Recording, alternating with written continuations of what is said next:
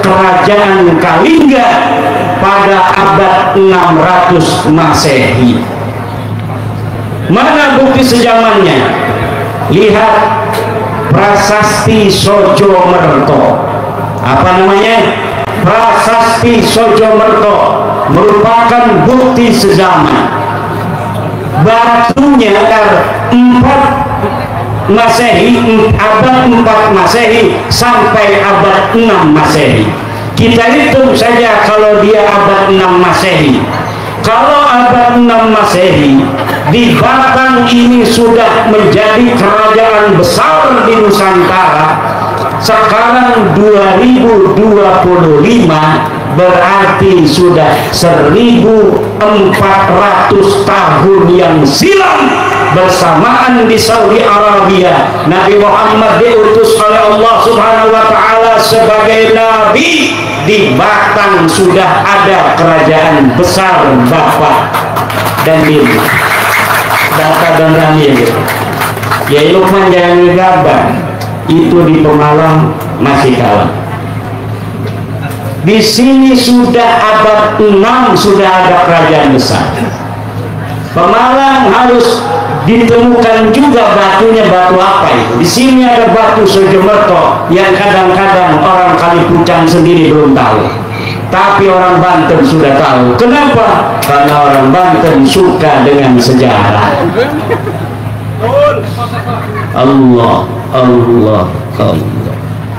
Makanya jangan gegabah. Dalam Al-Quran sudah dikatakan,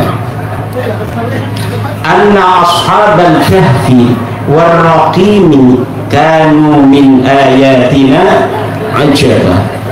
Bahwa ashabul kahfi dan ashabul raqim. Mahwa raqim?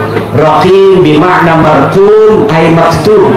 Apa itu? Hajarun marqumun, batu yang ditulis. Apa artinya batu yang ditulis? Dia adalah prasasti. Prasasti merupakan sebuah min ayatina ajaba, sebagian dari tanda-tanda kebesaranku. Bagaimana tidak? Mungkin saja di Kalingga itu sudah ada kertas, mungkin saja sudah ada kitab, mungkin saja sudah ada buku, tetapi buku bisa hancur lebur. Tetapi kalau kita nulis di atas batu, dia akan lestari. Bisa 1000 tahun, bisa 2000 tahun, bisa 3000 tahun, bisa 4000 tahun. Maka aku pernah memberikan usul kepada departemen atau Kementerian Kebudayaan, Kementerian Arsip yang mengurusi arsip, bahwa arsip jangan hanya dengan tulisan, tetapi arsip harus dengan batu. Negara banyak duitnya, beli 1 hektar tanah untuk arsip nasional berupa batu. Beli batu-batu di kali-kali itu yang bagus, yang kualitasnya dirasa akan kuat 5000, 6000 tahun yang silam. Tulis sejarah Indonesia yang sekarang ini terjadi.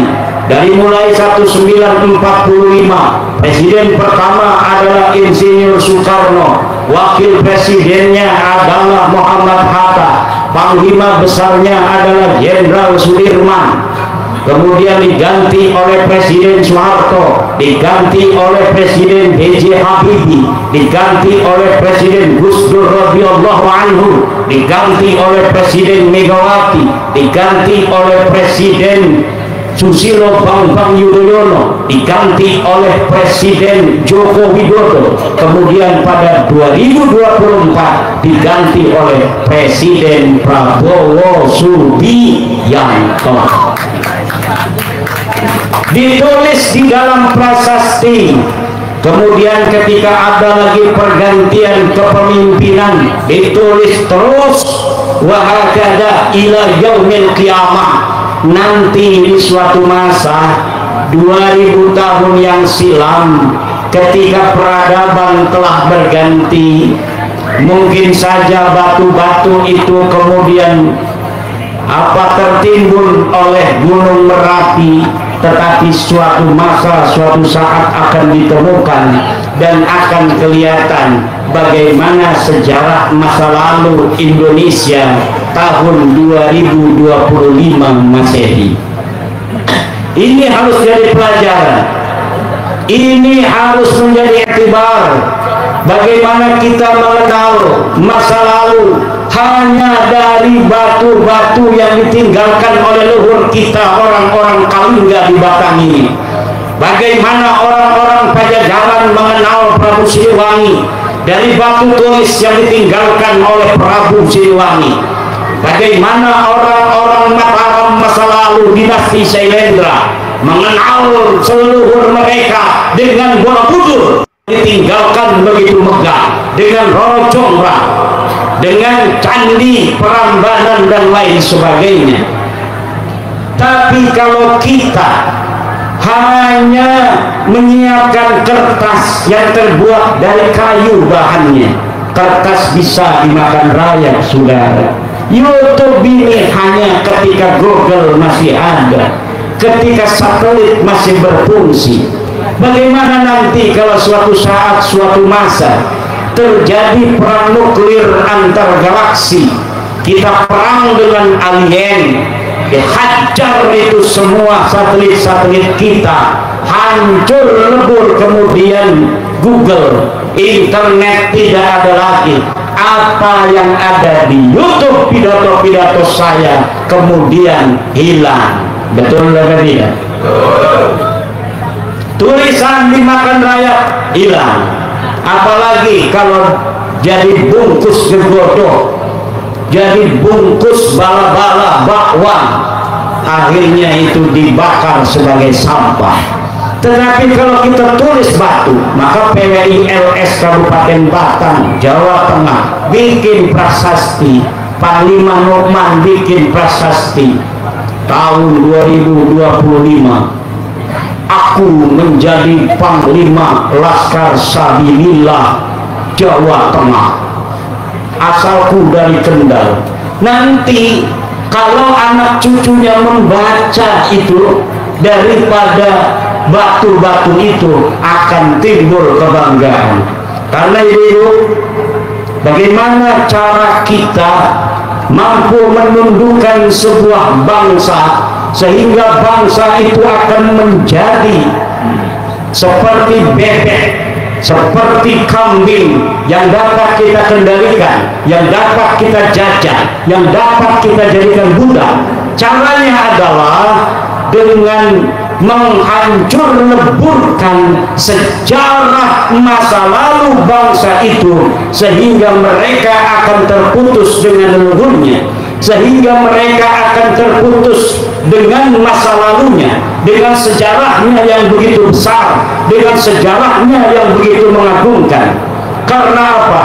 Jiwa manusia, otak manusia memiliki memori. Dia sejak lahir akan mengenang apa yang dikatakan oleh orang tuanya.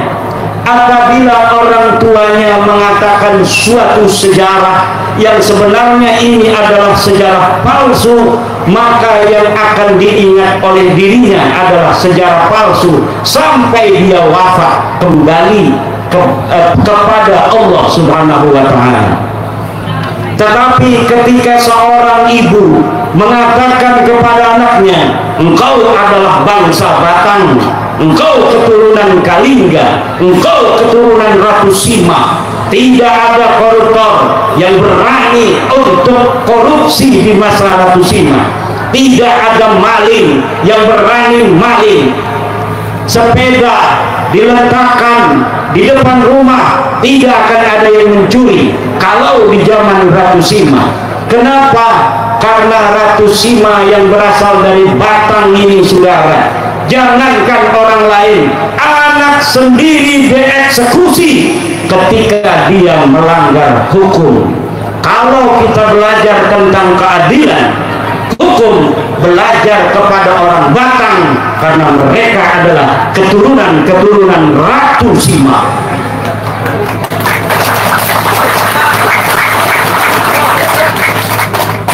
Kalau belajar tentang keberanian, belajarlah kepada orang-orang Batang karena mereka adalah keturunan kesatria Kalingga.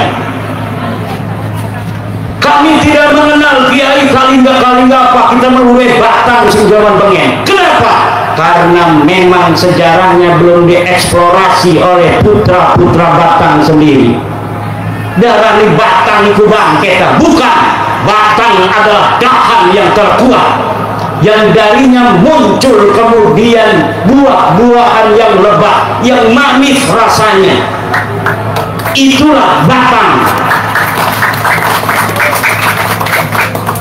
Siapa orang yang hari ini mencatat tentang sejarahnya yang luhur, maka anak cucunya akan mengetahui keluhurannya.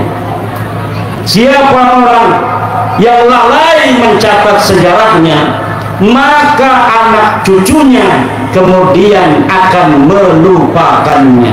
Untung Kiai Nur Hasan malam hari ini ngehol embah-embah kali pucang. Kiai Nur Rahman, ada panglima Tegal segala ini, masya Allah. Ini bisa rambutnya aja nggak bisa dipotong, pakai luar biasa.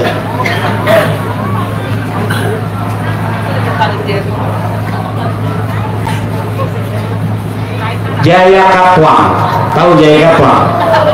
Kediri. Itu masa lalu.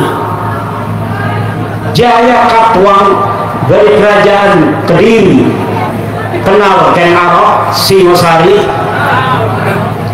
Kenalnya Walid, semua Walid. Kita harus mengenal yang namanya Ken Arok. Kita harus mengenal yang namanya Jaya Katwang. Kita harus mengenal Raden Wijaya. Kita harus mengenal Lembu Sora. Kita harus mengenal Arya Teja. Kita harus mengenal Patih Nambi. Kita harus mengenal Raden Patah. Kita harus mengenal Sunan Gresik. Kita harus mengenal Sunan Ampel. Kita harus mengenal Sunan Muria. Kita harus mengenal Sunan Bonang. Kita harus mengenal Sunan Kalijaga. Kita harus mengenal Sunan Gunung Jati, Syarif Hidayatullah. Makanya anak-anak kita suruh nyanyi.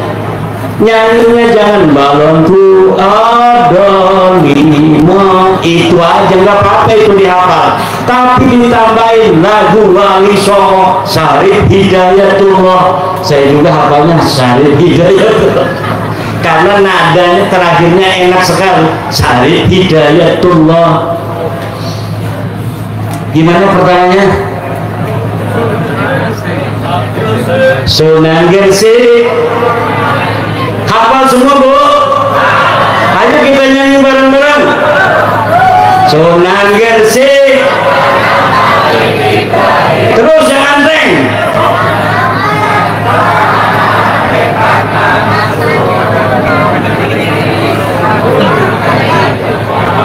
Tepuk tangan. Luar biasa ini, alhamdulillah. Jaya Katwang pakai benderanya apa? Merah putih. Singasari pakai bendera apa? Merah putih. Kerajaan Mataram kuno pakai bendera apa? Merah putih. Kerajaan Surakarta setelah dia berpisah dengan saudaranya Jogja pakai bendera apa? Merah putih. Kerajaan Aceh pakai bendera apa? Merah putih.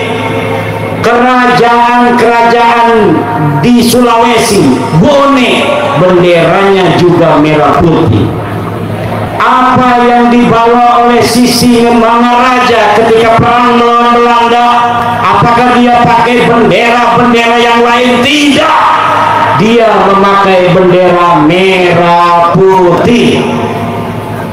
Pangeran Diponegoro 1825 ketika perang Jawa, bendera apa yang dia gunakan? Merah putih. Majapahit benderanya apa? Merah. Kerajaan yang warnanya Golkar itu cuma Banten sama Demak, warnanya kuning, namanya kerajaan Golkar. Karena Banten itu anaknya Demak, jadi benderanya sama kuning, tapi yang lainnya merah putih.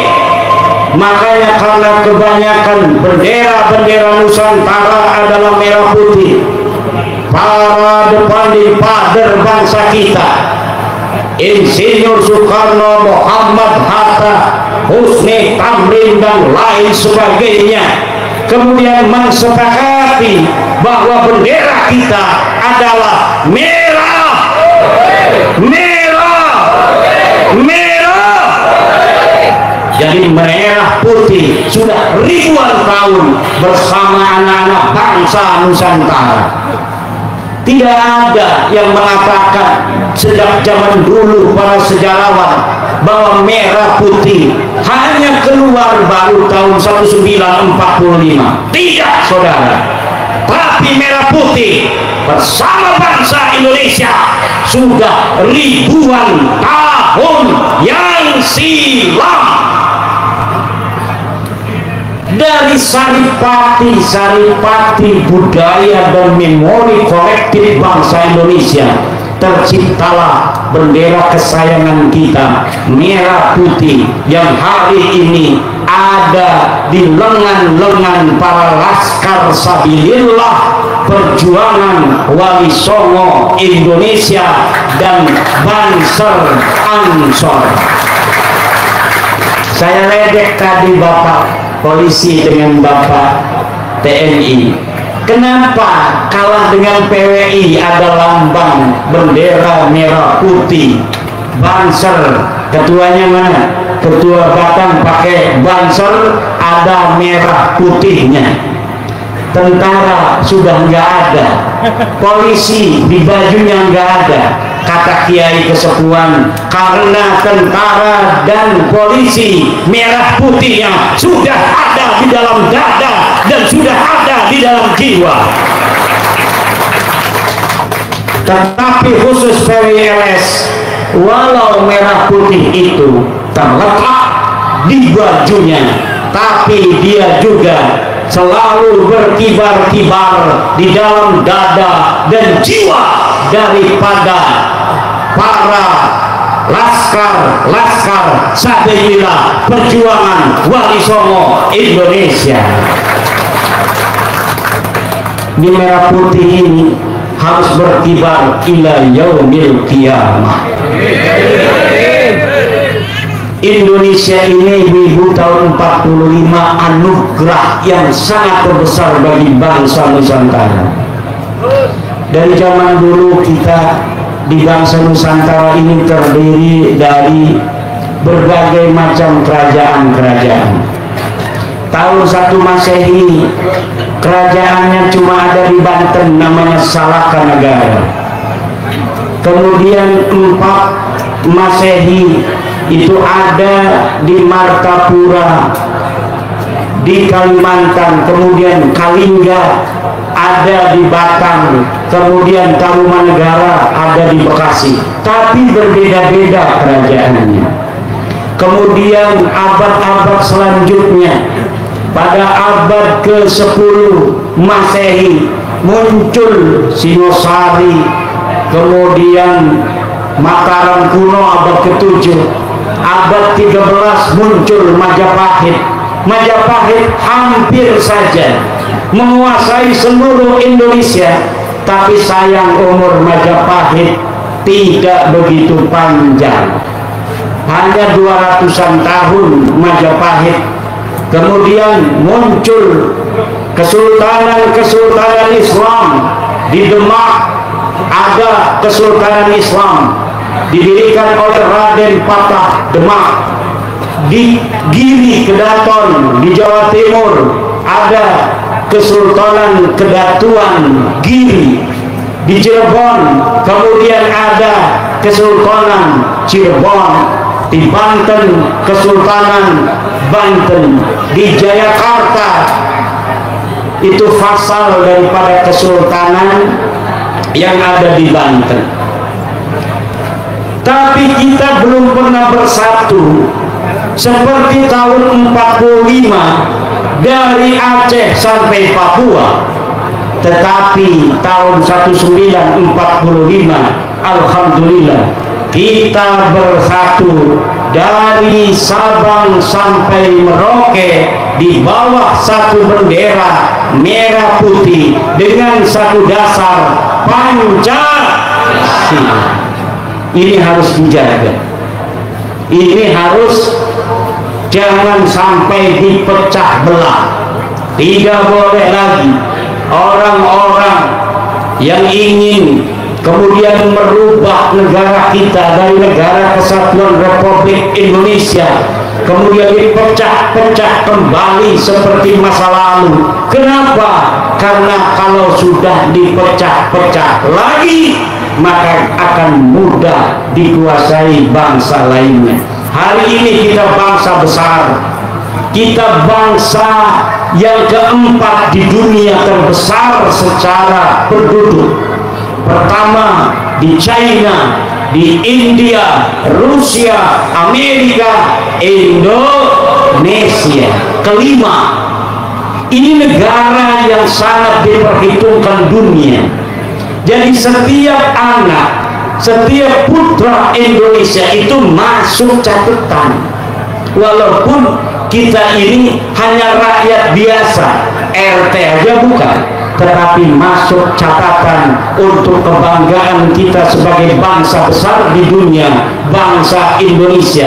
Apa yang dikatakan Bapak Prabowo di forum dunia kemarin, wahai orang-orang Turki, bangsa Turki, ada salam dari 280 juta penduduk Indonesia. Berarti kita ini yang satu ini ke bawah disalamin oleh Bapak Prabowo kepada penduduk Turki. Ini kebanggaan. Coba kalau kerajaannya kita sekarang kerajaan Batam mau merdeka dari Indonesia, penduduk Batam paling 1 juta atau 2 juta, betul?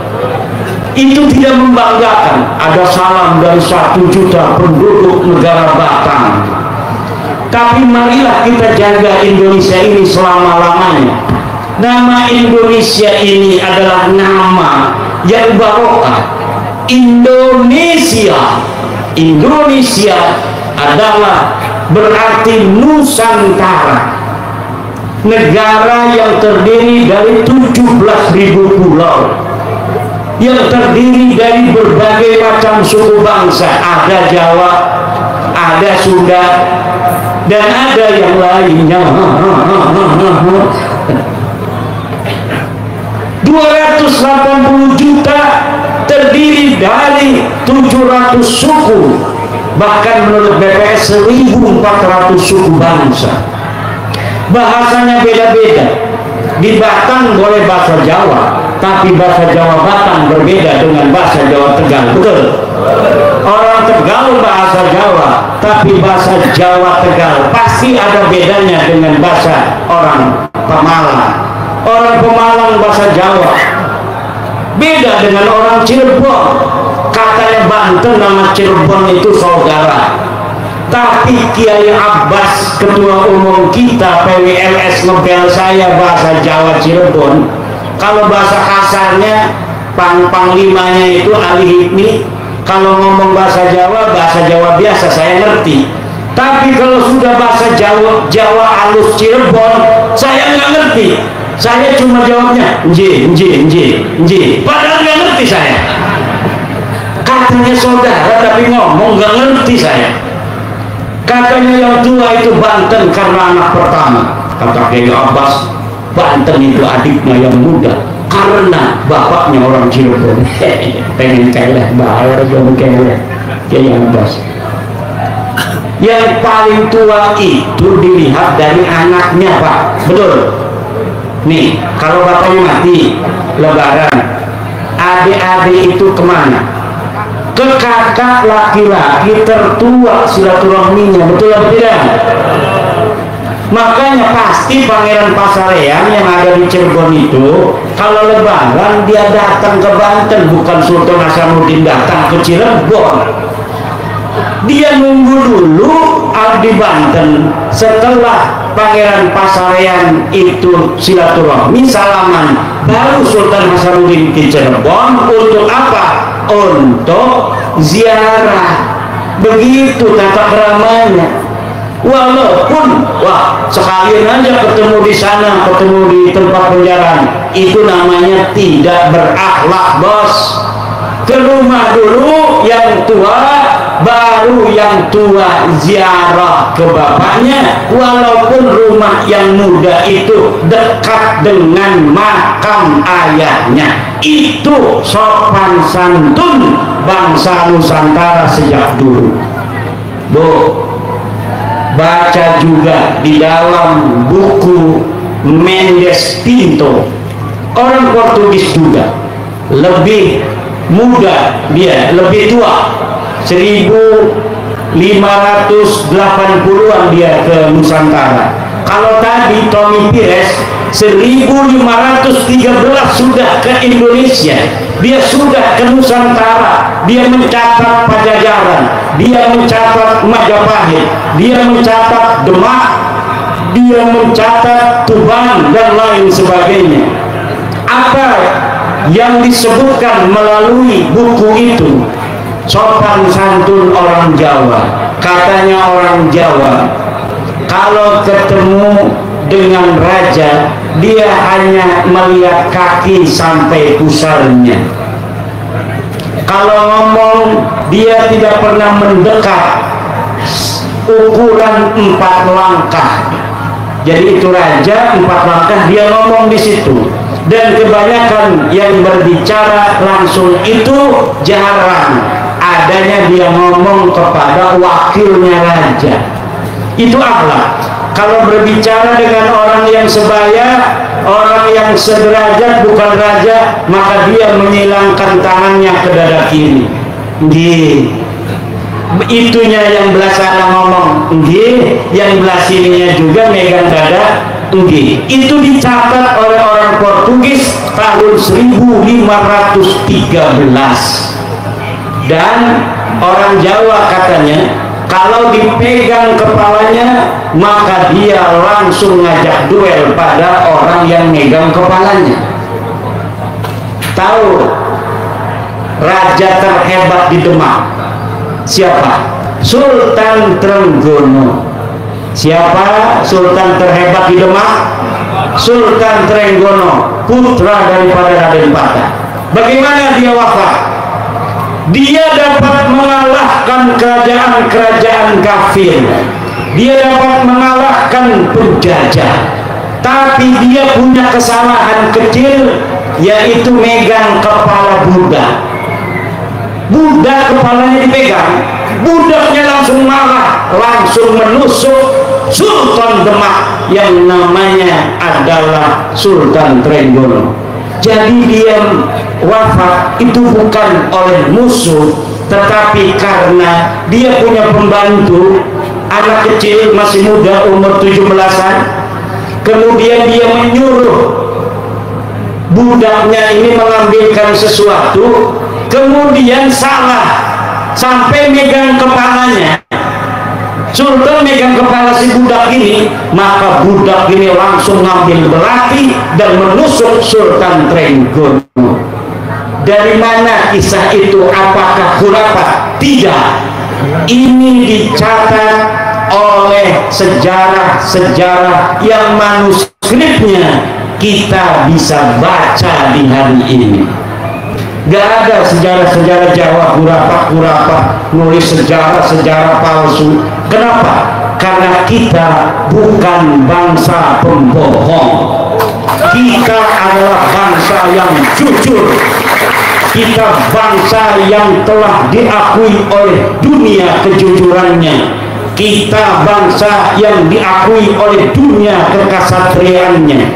Bahkan di dalam Summa Oriental karya Portugis, orang Jawa selain dia merasa tinggi derajatnya di atas seluruh bangsa-bangsa dunia, orang Jawa juga punya kekhasan yang namanya tradisi amok. Tradisi apa? Amok. Apa itu tradisi amok? Tradisi yang apabila harkat dan martabat bangsa direndahkan, maka orang-orang Jawa akan sanggup untuk mengorbankan jiwa dan nyawanya, raganya, demi mempertahankan harkat dan martabat bangsa. Ini yang dicatat oleh orang-orang luar negeri, Pak. Makanya jangan percaya dengan omongan orang-orang yang mengatakan bahwa orang Jawa itu keturunan Buddha, orang Jawa keturunan rendah, orang Jawa kita bohongin aja, nurut aja. Tidak, Pak.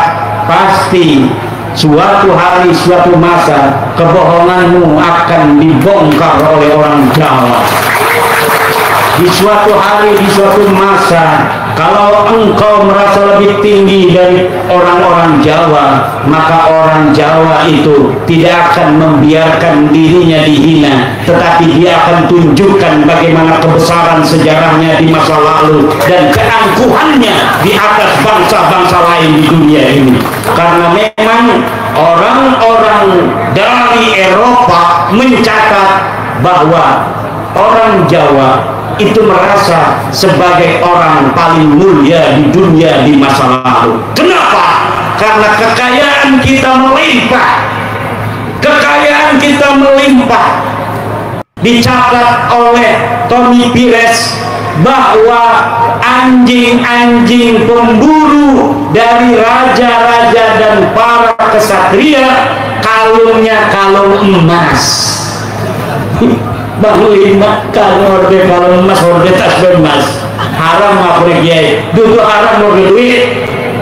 Tapi kita, leluhur kita, anjingnya saja untuk memburu di hutan, ini kalbun mu'allam, apa namanya, kalbun mu'allam, itu dalam Fathul Qarib, anjing yang diajarkan untuk berburu. Anjing berburunya itu keturunan apa leluhur kita itu kalungnya saja emas.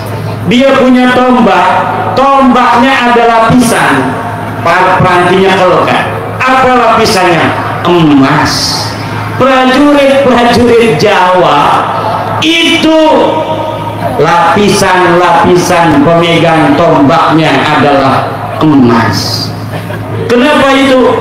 Karena dikatakan di dalam Summa Oriental, beras-beras melimpah ruah di pelabuhan sampai diekspor ke luar negeri karena orang-orang Jawa kelebihan beras setiap tahunnya.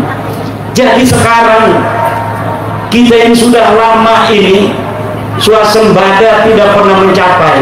Bapak Prabowo ingin dalam masa jabatannya kita kembali swasembada pangan. Artinya apa itu swasembada pangan?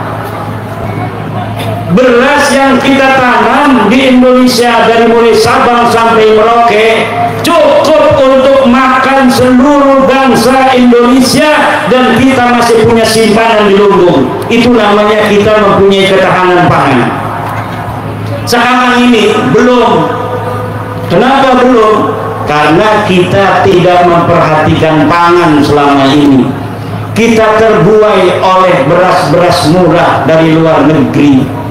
Akhirnya sawah-sawah yang ada dibikin pabrik, sawah-sawah yang ada dibikin perumahan oleh korporasi-korporasi. Sawah di mana-mana makin menciut.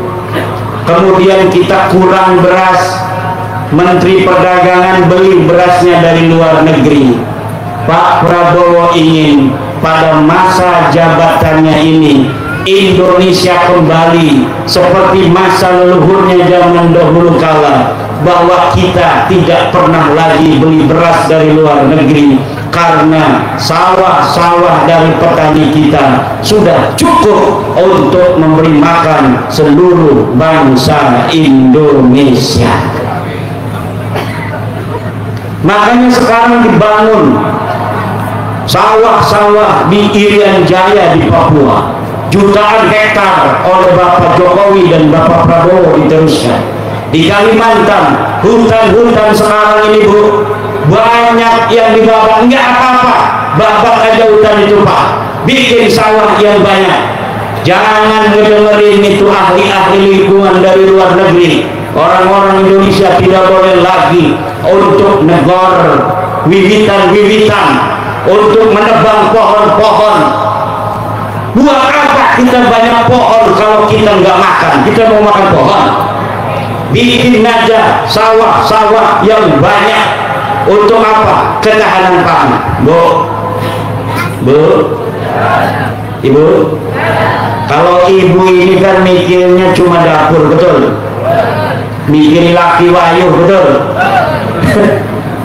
Tapi Bu, sebenarnya ini dunia ini Bu, dunia sedang tidak baik-baik saja.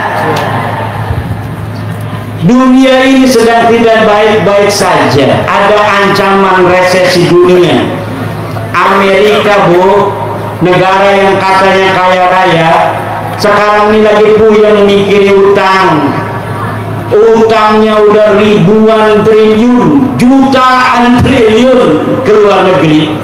Makanya sekarang dia, orang Indonesia yang ngirim barang ke Amerika harus bayar 32% pajak. Allah. Ada yang suruh bayarnya 50%, ada yang suruh bayarnya 60%. Jadi kalau kita mau jual sapu ke Amerika, harganya itu adalah 10.000, maka kita harus bayar untuk sapu yang kita jual ke Amerika 3.600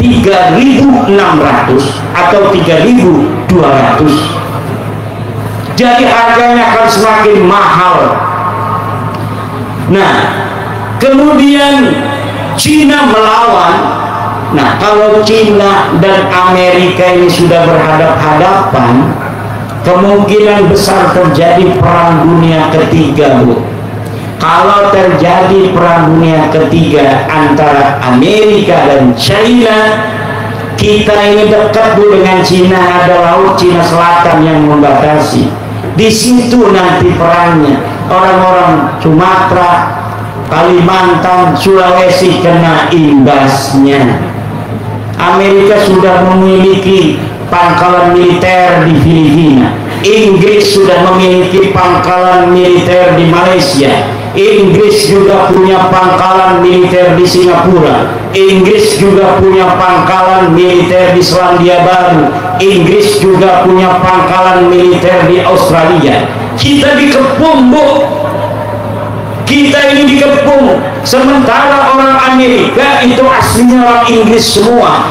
Pasti kalau Amerika ini perang dengan China, maka Inggris akan membantu Amerika. Understand? Yang akan terjadi apa? Kita bingung. Kita dekat dengan Cina, haplogrupnya juga sama. Haplogrup orang Batak dengan orang China, orang Jepang itu sama semua. Karena kita dan orang Cina itu saudara. Leluhurnya sama masa lalunya. Dari Nabi Nuh. Nabi Nuh punya anak, Sam punya anak. Apa namanya itu?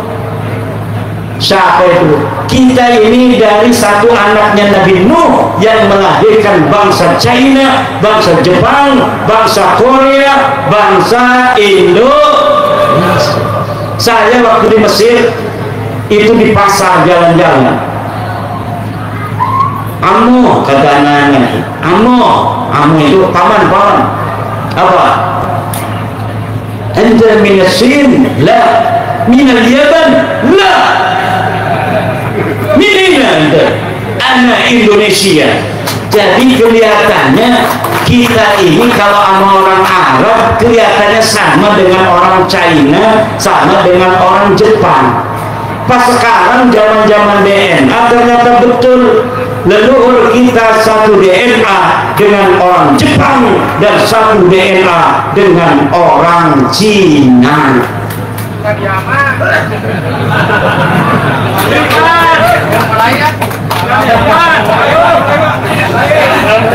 Panitia tadi berbisik-bisik kan.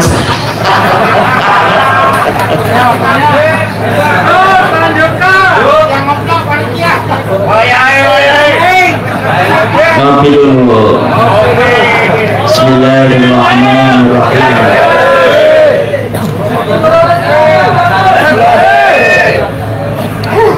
Ini yang terpenting hari ini PWI. PWI ini sudah tepat. PWI ini adalah yujahiduna fi sabilillah wa la yakhafuna laumata laim. Berjihad fi sabilillah, namanya juga laskar sabilillah, wa la yakhafuna laumata laim, dan tidak takut terhadap cercaan orang-orang yang mencerca. Artinya apa? Kita punya tanggung jawab besar. Apa-apa yang hari ini belum sempat dilakukan oleh negara karena kesibukan negara menghadapi berbagai macam tantangan, itu harus dilakukan oleh kita sebagai bangsa yang diwakili oleh Laskar Sabilillah. Nomor satu, kita dilahirkan dari rakyat dan bangsa Indonesia, harus menjaga rakyat dan bangsa Indonesia, harkatnya, martabatnya, kemuliaannya harus dijaga oleh Laskar Sabilillah Perjuangan Wali Songo Indonesia. Tidak boleh ada siapapun menghina bangsa Indonesia. Bangsa Indonesia bangsa besar, masa lalu merasa dirinya sebagai bangsa yang paling mulia di atas dunia. Ini bangsa Jawa, bos. Jangan sembarangan, bos. Bangsa yang sejak dulu diberikan karunia dengan kekayaan yang ada di atas buminya, kekayaan yang ada di bawah buminya, kekayaan yang ada di airnya, kekayaan yang ada di gunungnya, minyaknya, nikelnya, dan lain sebagainya, diberikan untuk siapa? Putra putri Indonesia. Sebesar-besarnya hanya untuk kemuliaan bangsa Indonesia. Yang berjuang bangsa, yang jadi pahlawan harus bangsa, yang harus jadi presiden bangsa, yang jadi TNI bangsa, yang jadi menteri bangsa. Jangan jongos-jongos Belanda.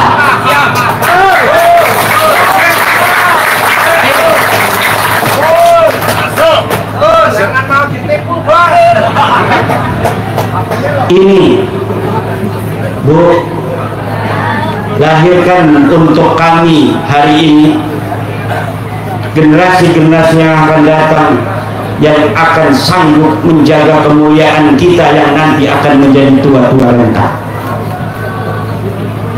Kita sekarang masih muda, betul? Bu, saya masih muda apa udah tua? Bu, 17 tahun.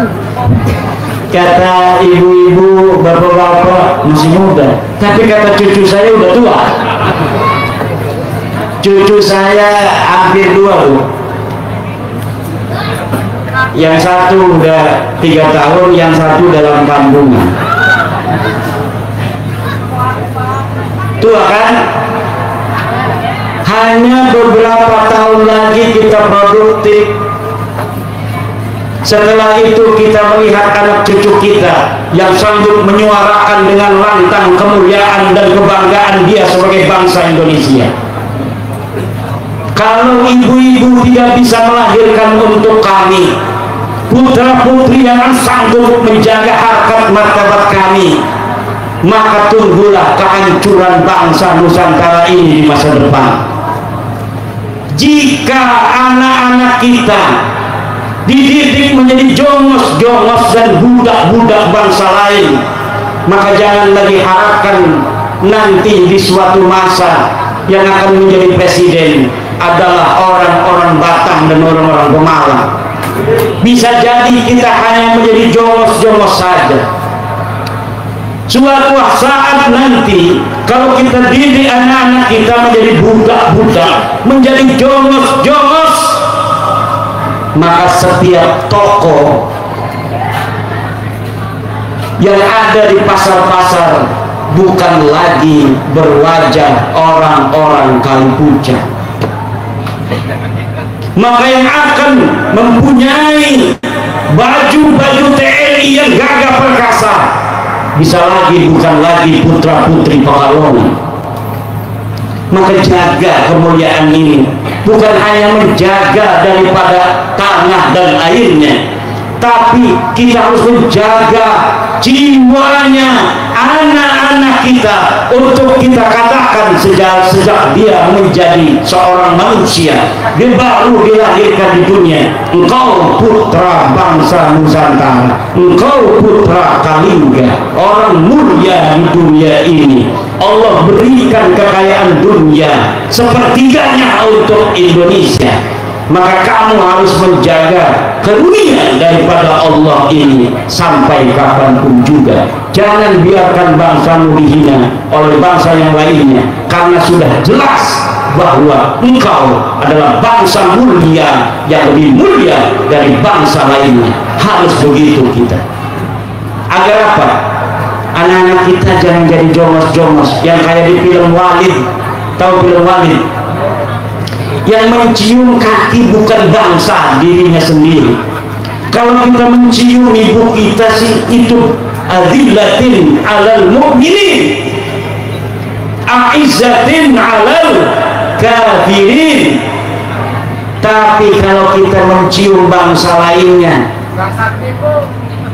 bangsa-bangsa penipu, kemudian naudzubillah orang mulia turunan Raja Kalingga orang Batak nyium-nyium kaki daripada kaki bangsa-bangsa penipu, orang-orang rendah turunan budak itu mereka. Tapi kemudian dengan sejarah palsu menganggap dirinya lebih mulia dari putra-putri para raja yang ada di Nusantara yang kaya raya. Zaman sekarang kita mondok ngamplok Pak Kiai, amploknya tipis. Dulu orang Banten mondok di Mekah Al-Mukarramah, kalau ngamplok sekali ngamplok sama gurunya kaya raya seumur hidup. Kenapa? Karena ngamploknya permata dan berlian. Apakah ada itu bukti sejamannya Kiai? Ada. Itu dicatat dalam sejarah dan dikonfirmasi oleh orang-orang dari Arab Saudi. Dulu di Banten ada seorang putra raja Sultan Abdul Mafakhir, namanya Pangeran Pekik, mondok di Arab Saudi tahun 1634. Dibentuk timnya namanya Lebih Panji, mondok di Ibnu Allan, pengarang kitab Dalilul Falihin, syarah dari Riyadhus Shalihin, Ibnu Allan. Kata saya ini dalam sejarah Banten ditulis Pangeran Pekik mondok pada Ibnu Allan. Saya tidak percaya begitu saja. Saya konfirmasi Ibnu Allan lahir tahun berapa, wafat tahun berapa, betul nggak dia bertemu. Setelah saya konfirmasi, betul Ibnu Allan itu pada tahun 1634 itu sudah hidup di atas dunia dan dia ada di kota Mekah Al-Mukarramah. Lalu dalam sejarah Banten ditulis bahwa Ibnu Allan mempunyai murid-murid anak raja-raja di Banten. Betulkah terkonfirmasi dalam data-data sejarah yang ada di Saudi Arabia? Saya cari dalam kitab tarajim. Ternyata dikatakan Ibnu Alan kemudian ghaniya fi akhir umrihi min talamida min Jawa. Dia kaya raya di akhir hidupnya karena punya murid dari Jawa yang kaya raya. Inggris tahun 1680-an di Banten itu sudah ada duta besar Banten untuk Inggris. Itu 1682. Sebelumnya pada zaman Sultan Tirtayasa 1600-an, Sultan Tirtayasa itu udah keliling dunia. Ditulis dalam sejarah Banten, dia pergi ke Prancis, dia pergi ke Inggris, dia pergi ke negara-negara Eropa lainnya untuk membeli senjata untuk melawan Belanda. Bagaimana cara dia ngomong? Karena Sultan Tirtayasa hanya 2 bahasa bisanya, bahasa Jawa, bahasa Arab. Bagaimana saya tahu bahwa Sultan Tirtayasa bisa bahasa Arab? Dari surat-suratnya. Dia sering surat menyuratnya hanya dengan 2 bahasa, bahasa Arab dan bahasa Jawa. Kemudian dia datang ke Raja Prancis. Raja Prancis sudah ada di tembok itu contoh-contoh daripada senjata-senjata Prancis. Ditanya oleh Raja Prancis, nggak pakai bahasa Prancis, pakai penterjemah. Wahai Tuan Raja Sultan Tirtayasa, jauh-jauh datang ke Prancis mau beli apa? Sultan Tirtayasa kemudian ngambil inten berlian di sebuah wadah, ditaruh di atas meja sambil digelundungkan, inten berlian semua. Kemudian dia nuding senjata yang ada di tembok. Jadi kayak beli sultan zaman sekarang itu beli mobil-mobil mewah itu nggak ada harganya bagi leluhur kita. Kenapa? Karena kita bangsa kaya raya di masa lalu. Itu baru hanya kerajaan 1 Banten yang dari Jakarta sampai ke Merak, belum seluruh Indonesia. Andalas, kerajaan di Sumatera. Kenapa dia disebut Andalas? Karena kerajaan emas. Di Jawa ini kerajaan-kerajaan itu kenapa bisa hidup sendiri-sendiri? Karena mereka di bawahnya anak emas. Dia makan dari sawah dan dia kekayaannya dari emas. Orang-orang Keling, orang-orang dari Madagaskar, orang-orang dari Eropa datang ke sini menjual pakaian-pakaian. Kita menjual intan berminyak. Ditambah dengan emas lainnya, emas berupa merica-merica. Kita selain punya emas bener, juga kita punya emas merica. Pada zaman Majapahit pakai apa mata uang kita? Mata uang Cina. Tapi itu untuk recehnya. Kalau untuk uang-uang besar itu menggunakan emas asli dari Jawa yang paling kecil itu ukurannya 15 gram. Jadi kalau kita mau beli-beli yang murah-murah itu pakai koin dari Cina. Tapi kalau kita mau beli rumah misalnya itu pakainya koin-koin dari Jawa sendiri yang 1 koinnya itu adalah emas 15 gram. Ini ada di data-data Portugis betapa kaya rayanya kita.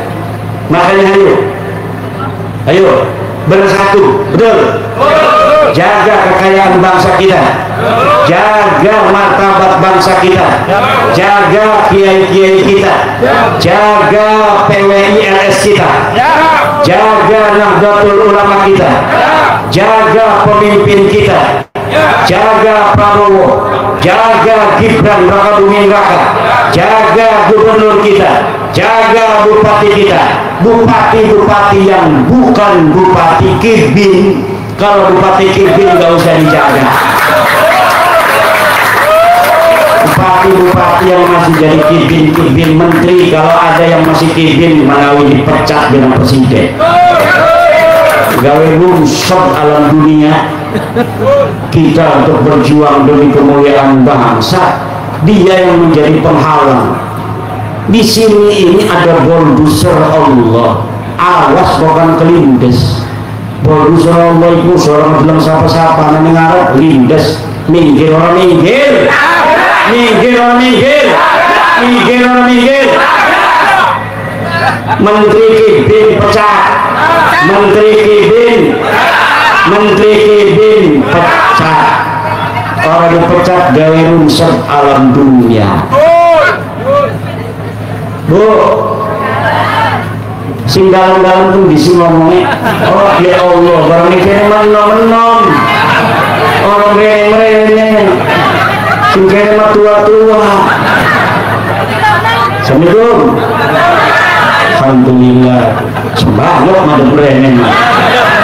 Iki Gus Hairi sengaja bingung ngali-ngali menunggu kalau dengarku orang itu belum sih mau sengaja iki Gus Hairi sengaja ngali-ngali iki pengen dewek baik Gus Hairi iki.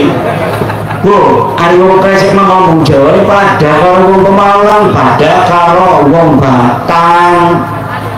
Kenapa pada asalnya wong kene pengen lagi zaman Sunan Gunung Jati sampai Dayatullah Raja Demak Arab apa arane ngalahaken wong Belanda, wong Portugis, iku pasukanane sing Kadilangu, sing Banyumas, sing Tegal, sing Pemalang, sing Batang, sing Pekalongan, sing Brebes, Merana, ning Cirebon terus ning Banten. Ana sing balik maning, ana sing ora balik. Lah buyut-buyut kita iki sing ora balik maning ning Pemalang, ora balik maning ning Batang, dadi wong Banten, kawin karo wong Banten, dadi ngomong Jawa kaya wong Sunda, ngomong Sunda kaya wong Jawa. Mendalungan dia ngomong Jawa ya nani Sunda, dia ngomong Sunda ngomong Jawa. Di Kabupaten Tangerang ada 7 kecamatan yang ngomongnya Jawa kayak wong Batang, kayak wong Tegal. Ada lagi yang lebih ngamblak itu orang-orang Bojonegara, sama Jawanya tapi gayanya beda. Mungkin Tegal bener kamu. Wong Pontang dari mulai Pontang sampai ke Kesemen sampai ke Kesultanan Banten itu beda ngomongnya dari mulai Pontang sampai Tenara Kresek. Kalau orang Tenara Kresek apa? Lagi apa sih ya? Kalau orang Pontang sampai ke Kesultanan lagi apa sih lu? Lalu mati tambahnya apa? Lawang Tenara wong Kresek ngerungu wong Pontang ngomong lalu mati tambahnya abu, kerumunya abu, jadi lara mata tambahnya abu, waktu matanya doanya abu, tutu waras nyingkin bengkak. Haul-haul pakai religi bulan bapak-bapak ngingetkan leluhur. Coba ditulis mbak-mbak kali pecah siapa-siapa, Syarifuddin, Khairuddin, Syabuddin ya, siapa-siapa sih? Iki kudu dicatat sejarah premen, bukan arahnya dari al-anu asli wong turunan Kalingga. Agama boleh berbeda kita dengan leluhur kita, tidak apa-apa, tapi DNA-nya sama karena kita wong Kalingga, turunan raja-raja Kalingga, ya DNA-nya pada karo leluhur. Iku arahnya al-istishab al-maqlub. Orang apa? Iku mau wong ngaku turunan Nabi Ismail, DNA-nya dudu DNA Ismail.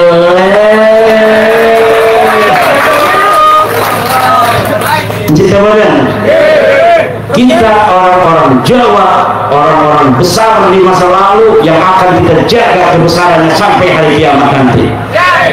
Siap?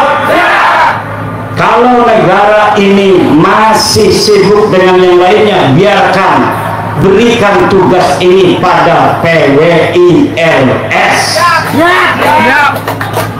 Siap PWILS, jaga sejarah Indonesia, jaga sejarah Batam, jaga sejarah Pekalongan, jaga sejarah Pemalang, jangan sampai dibolokin kemana-mana. Jaga kuburan-kuburan leluhur kita, jangan sampai belok sejarahnya kemana-mana. Koalat kita ngone, koalat nih leluhur kita. Ayo kita ngadu keramat kalau siapa itu wong tukang bohong. Kita bibarakati Sayyid Syekh Abdul Qadir Al-Jailani, bibarakati Sunan Gunung Jati Syarif Hidayatullah, bibarakati Sunan Kalijaga radhiyallahu anhu, bibarakati Sunan Kiri, Sunan Ampel, Sunan Bonang, Sunan Muria. Orangnya jelas ada. Lah mereka bibarakati wong sing laka wong pipi. Atau pengen Arab barokah wong laka aja pada ini. Barang kita mah. Wah. Syekh Abdul Qadir. Syekh Abdul Qadir itu kan wong mulia. Wong mulia mah juga lah apakah bal ahya'u walakin la tashkur. Mereka itu hidup, orang-orang mulia mah. Doa waktu uripe, kemudian kita hadarati, kemudian energinya manjing kita. Barang wong pikir mah Allah khaturati.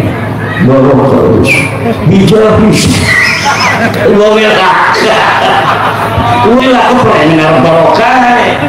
Makanya jauh di PWILS aja wedi secara energi kita dengan wali-wali bener, deh wali-wali palsu. Nah uang sing wali bener kalau wali palsu sampai si menang, pasti uang sing silsilah lan tawasule kelawan wali-wali sing bener.